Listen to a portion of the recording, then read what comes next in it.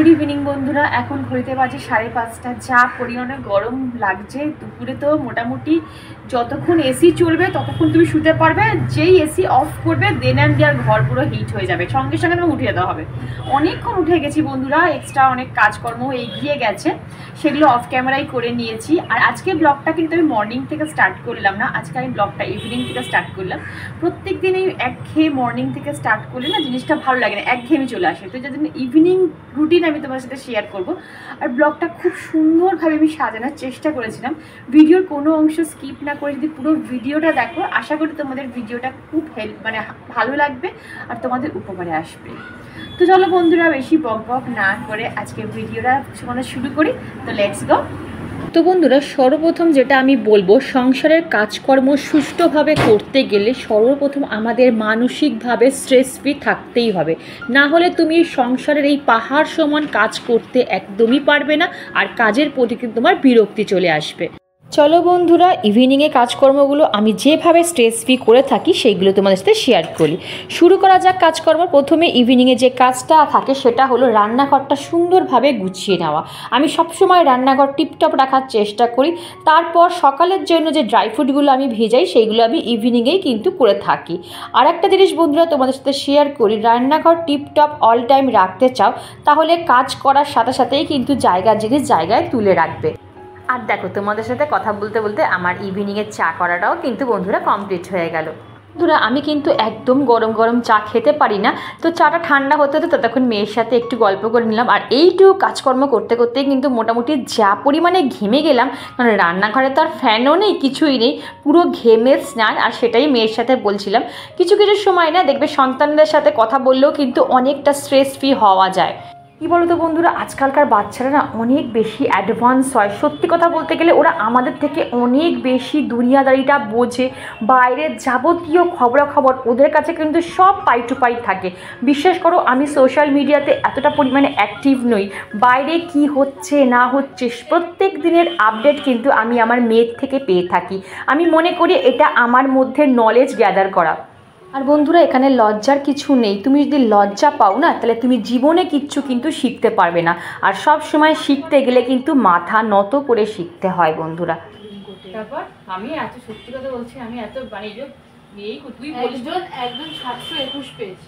এই 721 কি করে পারে বলছে, একদম 721 পেয়েছি। 700 করে তো ওইটাই তো প্রবলেম, যে ও কি করে পেল 721। ওর মার্কস অ্যাড করে বলে যাচ্ছে মানে এক নম্বর এক্সট্রা কি গুড হ্যান্ডরাইটিং। জানি না এটা নিয়ে কেস চলছে, কেন কি যারা 600 পেয়েছে, 600 মানে তুমি আরামসে ভালো মেডিকেল কলেজ পেয়ে যাবে। 700 করে তো 600 মানে অনেক, কিন্তু সেটা হচ্ছে না। কেউ মানে যারা 600 পেয়েছে তারা তো 700 যারা পেয়েছে তারাই পাচ্ছে না মেডিকেল কলেজ। না, আমার কাছে কথা, একটা ডাক্তার ইন্টারভিউ দেখছিলাম আমি ট্রেতেই, যে বলছে 20 বছর পর মানে আমাদের যে চিকিৎসা ব্যবস্থা মানে সব ভুয়ো ডাক্তার। 20 বছর পর কোনো অরিজিনাল ডাক্তার, পাশ করা ডাক্তার বল বা কি বলবো, ভালো ডাক্তার পাবো না, কোনো ভালো ট্রিটমেন্টই পাবো না আমরা। 12-এর আইএসসি কেমিস্ট্রি মানে আমাদের শিক্ষা ব্যবস্থা কি হচ্ছে রে, এইগুলো কিছু, এই করাপশনটা বন্ধ করা যাচ্ছে না। এইটা একমাত্র কিন্তু এখানেই হয়। দেখেন এখানে না, এটা অল ইন্ডিয়া আইএসসির পেপার, তাহলে সরকারের তো উচিতই না।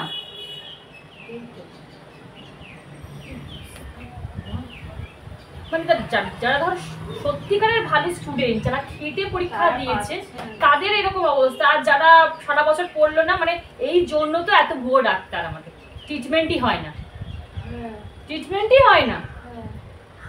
সব জায়গায় 2 নম্বর, সব জায়গায় 2 নম্বর। এবার ইঞ্জিনিয়ার গুলো এরকম হয়, সব ব্রিজ এবার খুলে পড়ে যাচ্ছে। তো পড়লো না, ব্রিজ গুলো খুলে মাঝাঘাট ব্রিজ পড়লো, তারপর আরেকটা ব্রিজ পড়লো, ভাবে পপুলেশন কন্ট্রোল করছে। দাঁড়া আরেকটা ব্রিজ পড়লো না কিছুদিন আগে রে, মনেই পড়ে না। তো এই তো ইঞ্জিনিয়ারিং ডাক্তার এই সব একই। বড় বিল্ডিং গুলো খুলে পড়ে যাচ্ছে। বরঞ্চ এই যে আমরা সাধারণ মানুষ আছি না, এরা ভেজাল নেই, আমরা ভেজাল শূন্য মানুষ। আর যত দেখবি শিক্ষিত সব ভেজাল। ওর মা আর কি বলবো বল, এই তো ব্যবস্থা। আর এত কষ্ট করে বাবা মা যাদের কষ্ট করে পড়াচ্ছে, যদি এই ছিড়ি হয় তাহলে কিছু করার নেই।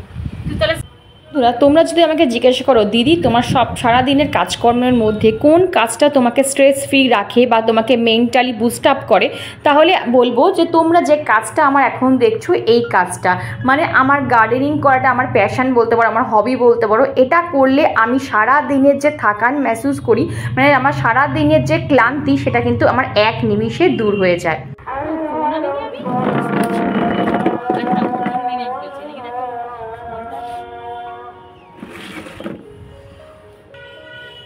তো বন্ধুরা সারাদিনের আর একটা স্ট্রেস ফ্রি কাজ হলো সারাদিনের একটা নির্দিষ্ট সময় হাজব্যান্ড ওয়াইফের সুন্দর কিছু মুভমেন্ট কাটানো, যেটা হোক না 2 কাপ চা নিয়ে ব্যালকনিতে বা ওপেন এইরকম ছাদ বাগানে, নাও যদি তোমাদের কাছে থাকে ডাইনিং টেবিলে বসে 2 কাপ চা খাবে, সারাদিনের জমানো কথা একে অপরের সাথে শেয়ার করবে, দেখবে তুমি কতটা চাপ মুক্ত হতে পারবে তোমরা নিজেরাই জানো না বন্ধুরা।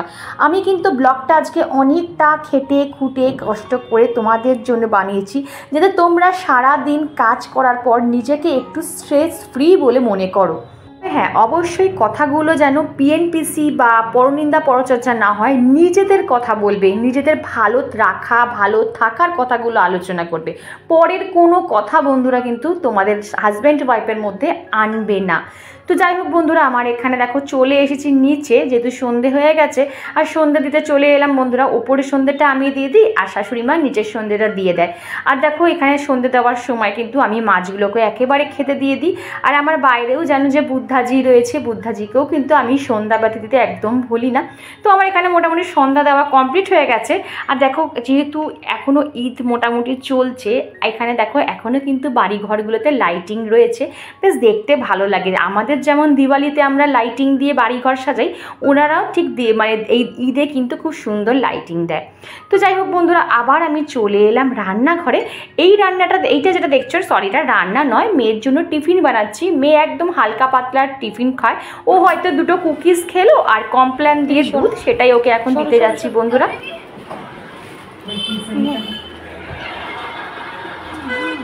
বাবা এখান থেকে ওখান থেকে বন্ধুরা এখন মোটামুটি ঘড়িতে বাজে 7টার মতন বাজে। আর দেখো শাশুড়ি মা, আমার মা, আমি 3 জনে মিলে কিন্তু এখন গল্প গুজব করবো। যদি কিছু মুড়ি মাখা থাকে তো মুড়ি মাখা দিয়ে সবাই মিলে মিলেমিশে টাইমটা কাটাবো। যত তুমি হাসি খুশিভাবে সবার সাথে টাইম কাটাতে পারবে বা কথা বলতে পারবে, তুমি তত তোমার লাইফে কিন্তু স্ট্রেস ফ্রি থাকতে পারবে বন্ধুরা। আমি সবসময় বলি, সবসময় নিজেকে কাজের মধ্যে ডুবিয়ে রাখবে না, সব কিছু করবে, কাজও করবে, গল্পও করবে, মোবাইল দেখবে, টিভি দেখবে, তার মধ্যেও কিন্তু নিজের পছন্দর মতন কাজগুলো অবশ্যই করবে। তো এখানে আমরা কথা বলছি আর আমি এডিটও কিন্তু করছি বন্ধুরা। প্রত্যেকটা দিন সন্ধেবেলায় চেষ্টা করে, মানে সন্ধে বসার পর, আমি ঘর সন্ধেবেলায় বলছি না, সন্ধে বসার পর বা একটু সন্ধে লাগার আগে একটু চুলটাকে ভালো করে আঁচড়ে নিলে, মুখটাকে একটু পরিষ্কার করে নিলে। আমি কিন্তু বলছি না যে তুমি সংসারের কাজকর্ম সেরে একদম পটের বিবি হয়ে লিপস্টিক লাইনার মেখে বসে থাকো, জাস্ট একটু নিজেকে প্যাম্পার করে নেওয়া। তো বন্ধুরা, আয়নার সামনে নিজেকে একটু পরিষ্কার দেখলে না, তুমি নিজেকে নিজেরই তোমার ভালো লাগবে দেখবে। আমি তোমাদের সব সময় বলি, সারাদিনের সংসারের কাজকর্মের মধ্যে এমন কিছু কাজকর্ম রাখো যেগুলো তোমার মেন্টালি বুস্ট আপ করতে সাহায্য করে। সেটা লেখালেখি হতে পারে, ভালো স্টোরি বুক পড়া হতে পারে, গান শোনা হতে পারে, সেলাইয়ের হাতের কাজ যারা জানো সেই কাজ হতে পারে, আর্ট অ্যান্ড ক্রাফট হতে পারে, যে কোনো কিছু। দেখবে প্রত্যেক দিন তুমি একটু একটু করে কিন্তু এনার্জি পাচ্ছ। প্রত্যেক দিন 24 ঘন্টার মধ্যে 10 মিনিট নিজের জন্য বাঁচো। সারাটা দিন তো সবার জন্য করলে, নিজের জন্য কি করেছো সেটা একবার ভাবো বন্ধুরা। এই যে বন্ধুরা, আমি প্রত্যেক দিন তোমাদের জন্য ভিডিও বানাই, তার জন্য কিন্তু আমি একটা সুন্দর স্ক্রিপ্ট তৈরি করি যে আমি কি বলবো, বন্ধুদের কি বললে বন্ধুরা খুব বেশি মোটিভেট হবে, বন্ধুরা কাজে এনার্জি পাবে, আমি কিন্তু সেগুলো সব বন্ধুরা নোট ডাউন করে রেখে দিই। তো এই যে বন্ধুরা, এনার্জি সহকারে চলে এলাম রান্নাঘরে। একটা জিনিস কি জানো তো, তুমি যদি মেন্টালি স্ট্রেস ফ্রি থাকতে চাও, তোমার কিন্তু একটা হেলদি লাইফস্টাইল মেনটেন করতে হবে, আর হেলদি খাবার দাবারও কিন্তু তোমায় খেতে হবে। আর এখানে সেটারই প্রিপারেশন করছি আমি বন্ধুরা রাতের ডিনারের। পরের দিন যদি এনার্জি সহকারে ঘুম থেকে উঠতে হয় তাহলে কিন্তু তোমাকে রাতের বেলা ডিনারটা অবশ্যই হেলদিভাবে করতে হবে। আমি এখানে সব রকম ভেজিটেবলটাকে একটুখানি বয়েল করে নিয়ে ফ্রাই করছি। অবশ্যই আমি সাদা তেল দিয়ে করছি, তোমরা এখানে যে কোনো অয়েল নিতেই পারো, সাদা অয়েল বললেই সে অলিভ অয়েলও নিতে পারো, যা খুশি নিতে পারো, বাটার অ্যাড করতে পারো। আর এই ভেজিটেবলের মধ্যে তোমরা ইচ্ছা করলে কিন্তু চিকেন অ্যাড করতে পারো, ডিম অ্যাড করতে পারো, পনির অ্যাড করতে পারো, সয়াবিন অ্যাড করতে পারো, মাশরুম অ্যাড করতে পারো, সব রকম জিনিস কিন্তু তোমরা এখানে অ্যাড অন করতে পারো। রেসিপিটা কেমন লাগলো অবশ্যই কমেন্ট করে বলো। আর এইরকম রেসিপি পেতে চাইলে অবশ্যই আমার চ্যানেলটা কিন্তু সাবস্ক্রাইব করে আমার পাশে থেকে লাইক করো, কমেন্ট করো। আর এইরকম একটা হেলদি ডিশ যদি তোমরা প্রত্যেকটা দিন ডিনারে খেতে পারো, তোমাদের মতন হেলদি কিন্তু কেউ থাকবে না। অবশ্যই ডিনারটা 8:30-র মধ্যে খাওয়ার চেষ্টা করবে, কারণ এটা প্রচণ্ড পরিমাণে হাই প্রোটিন একটা খাবার। তো যাই হোক, বা আরও যে আনুষঙ্গিক ভাইটামিনস মিনারেলস থাকে সেটা অনেকাংশে বেশি থাকে।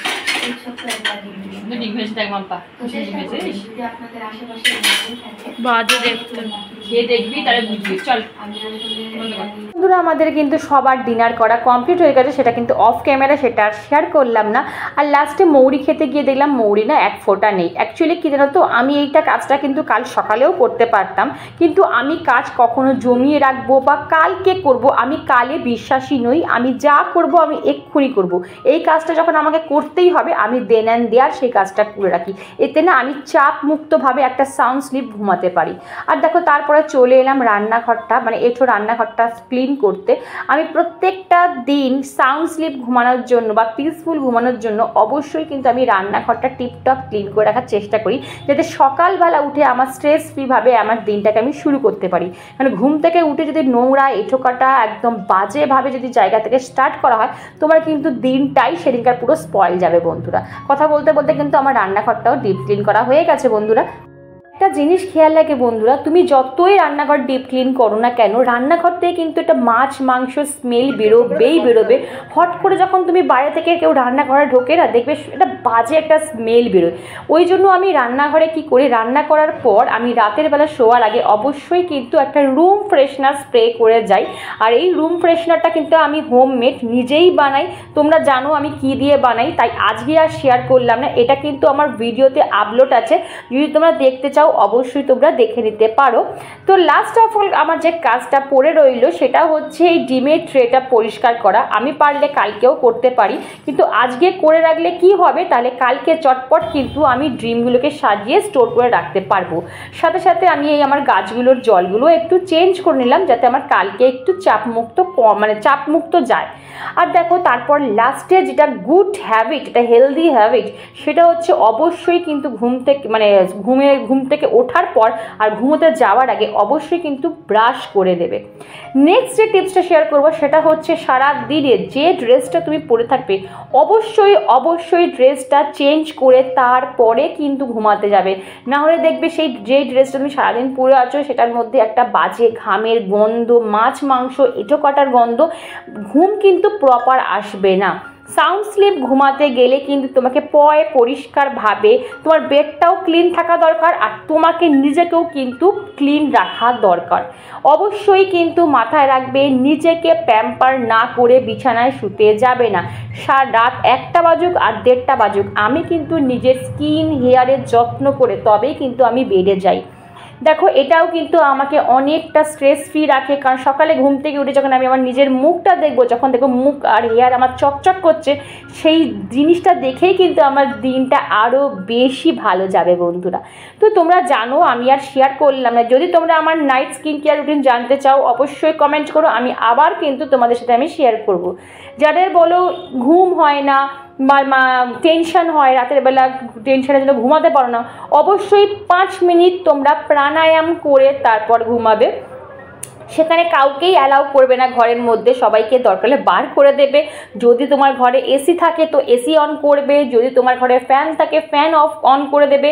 ভালো করে পিসফুল একটা মহল তৈরি করে, যেখানে তোমার কানে কোনো রকম সাউন্ড যাতে না আসে, সেই রকম একটা জায়গা তৈরি করে তুমি 5 মিনিট মেডিটেশন করবে আর 5 মিনিট বজ্রাসন করবে। আর আমাদের বজ্রাসন করলে জানো যে ডাইজেশন ক্ষমতা খুব বাড়ে, আর খাবার দাবার ডাইজেস্ট হতে কিন্তু সাহায্য করে। এটা কিন্তু আমি নিয়ম মাফিক করি, 5 মিনিট বজ্রাসনে বসি আর 5 মিনিট আমরা মেডিটেশন করি। দেখবে খুব সুন্দর সাউন্ড, মানে কি বলে পিসফুল একটা কিন্তু তোমার ঘুম হবে বন্ধুরা। তো বন্ধুরা, টিপসগুলো যদি তোমাদের ভালো লাগে তাহলে অবশ্যই চ্যানেলটা সাবস্ক্রাইব করে আমার পাশে থেকো, লাইক করো, শেয়ার করো, কমেন্ট করো। আজকে এইটুকুই।